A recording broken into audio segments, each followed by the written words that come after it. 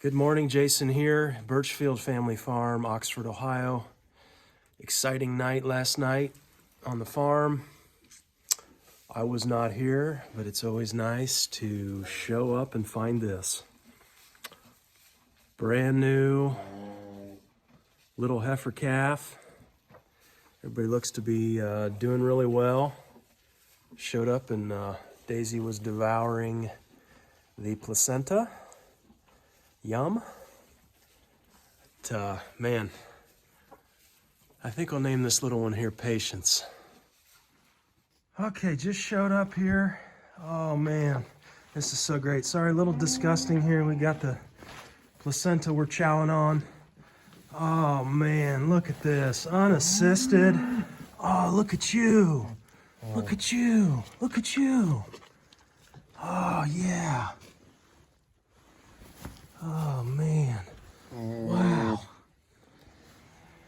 Yeah, good job. Good job, Days. Good job. Oh man, how exciting. I didn't think this thing was ever gonna come. Oh wow, looks like a little heifer calf. Wow. Unbelievable. Oh man, what a relief.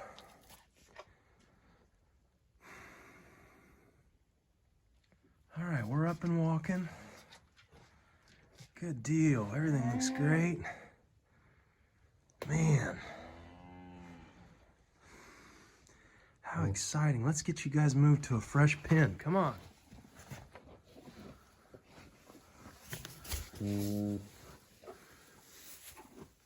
All right, this is what I was waiting around to see here. She is getting that colostrum. Mama's letting her. Oh, this is just great all the way around.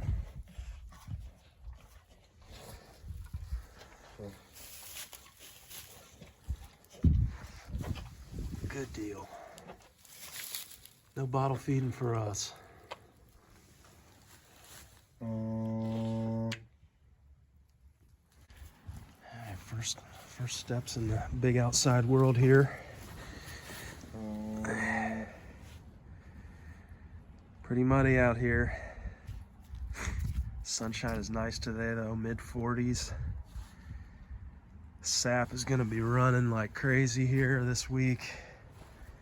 I'd say we got probably a week left on sap and syrup here, maybe a little bit more.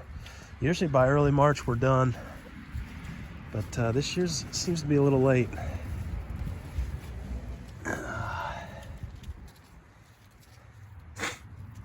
Oh man, I could not be happier. Look at that. Whew. Thank you, Lord. Hey, honey. Wanted to cover, now that we've got the calf here, we can kind of look back and say, I know a lot of you were following first calf heifer here to kind of get some tips or whatnot, what to look for. I tell you, this indentation right here, that did not come on until it was probably just yesterday I started to notice it. I mean, it is really indented. But we saw a line along the tailhead here on both sides, and that just was not really it. I mean, that, I can feel back in there now. It's pretty hard to feel those ligaments at all. So that must be what they mean by pins dropping. You can see that indentation right here. It's not along the tailhead. It's this actual, and there's that ligament in there. I can't even hardly feel it right now. So that's a tip, and that proved to be true. 24 hours in advance, you'd see that about. This whole deal back here was springing, and this vulva, man, I mean, we saw that 3 weeks in advance. You can't go off that, at least for us and with these Devons. And the bag was swelling several weeks beforehand. I heard people talking about the teats, that the teats would not have wrinkles. Well, I noticed wrinkles yesterday. Okay, so that's not reliable. Wow.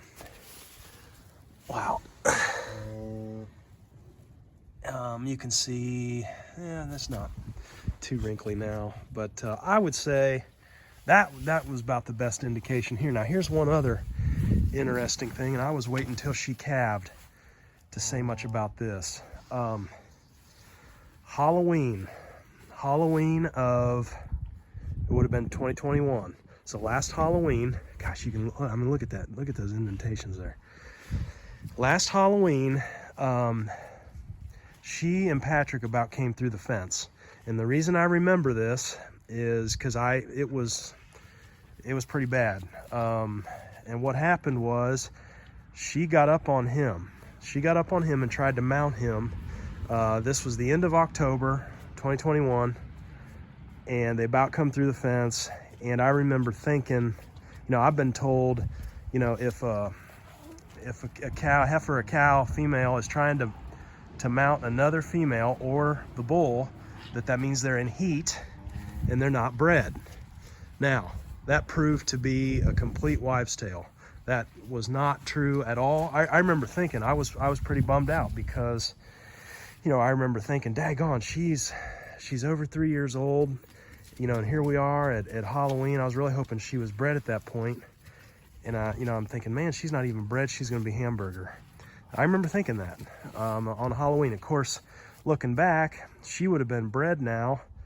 You know, she's birthing here at the end of February. She was bred at the end of April. You know, so she was over halfway through her pregnancy come Halloween.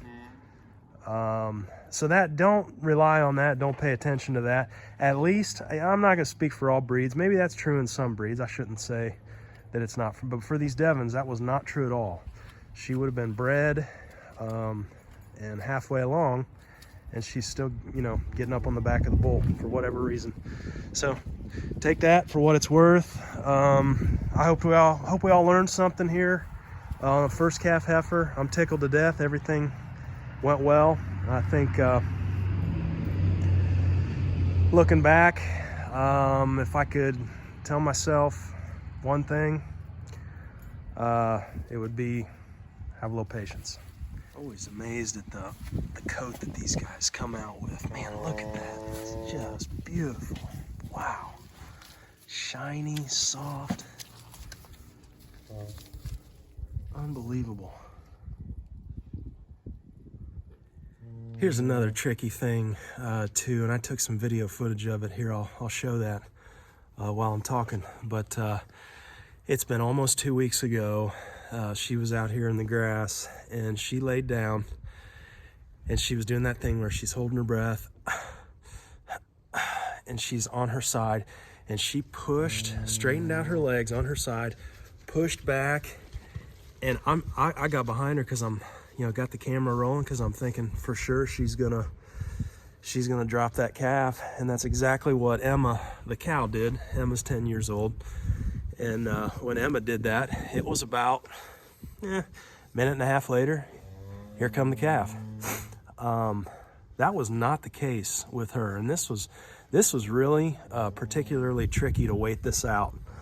You know, in that moment, after that moment, I just didn't know what to do. You know, is something hung up? Didn't see a water bag, but you won't always necessarily see a bag or even the water break. Doesn't always happen right away. So trying to navigate that, you know, that was probably the trickiest part of this, was that instance 2 weeks ago that really, you know, and then it's like, well, is something stuck? Do I call the vet? What do I do? Luckily, we got good friends who run cow-calf operation as well, and I was able to talk to him, and he was, you know, able to kind of talk me down off the mountain, saying, well, you know, she's probably just not ready, saying, you know, his cows are making those kind of noises in the barn too, in his barn, and just to give it some time. And I'm glad we listened to him. It's good to have friends like that. So shout out to Mr. Matt. Appreciate your help on this one. So one last thing I want to mention, and I know this is kind of graphic here. I'm going to show some footage though of the back end of this heifer. This was probably about a week ago, and this was another puzzling aspect here. you know, with Emma the cow, and even with the sheep, you know, when you see that back end, that vulva start to open, I mean, that's the portal, right? I mean, it's not long and you're seeing heads and a hoof, you know, of everything's positioned right. But look at this footage here. This was her about a week ago, and you know, just lying down and seeing that open there, and it's like, okay, I mean, really, you know, looking for, you know, something to come out, never does.